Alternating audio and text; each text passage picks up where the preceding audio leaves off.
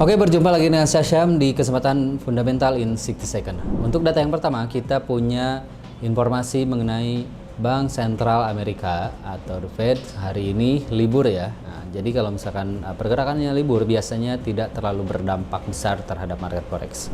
Dan yang kedua, kita punya data dari Inggris. Nah, ini adalah data GDP quarter per years. Biasanya ini akan cukup berpengaruh terhadap pergerakan mata uang dan diharapkan dan juga diprediksikan untuk angka di bulan ini dia akan mengalami penurunan dibanding dengan bulan sebelumnya, dan ini akan cukup berpengaruh atau berdampak cukup negatif terhadap pergerakan dari pound sterling.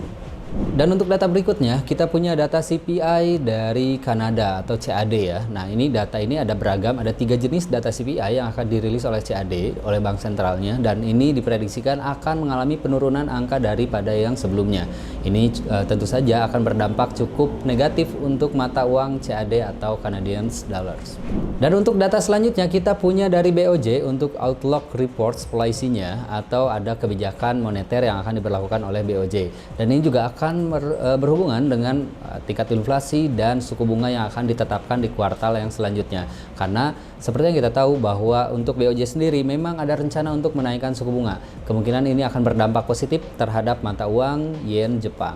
Dan untuk data yang selanjutnya, kita punya CPI dari Inggris atau GBP.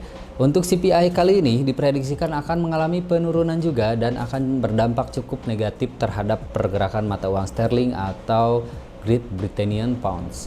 Dan untuk data yang selanjutnya, kita punya PPI atau Producer Price Index dari Amerika. Ada 3 jenis PPI yang akan dirilis oleh Amerika, dan untuk datanya kemungkinan akan dirilis positif atau ada peningkatan daripada PPI yang sebelumnya, baik itu yang month per month ataupun years per years.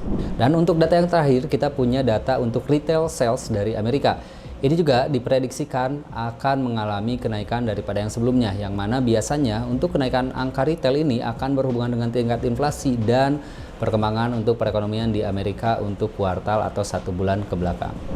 Oke, sekian dari saya untuk data Fundamental in 60 Second untuk kali ini. Sampai jumpa lagi di kesempatan selanjutnya.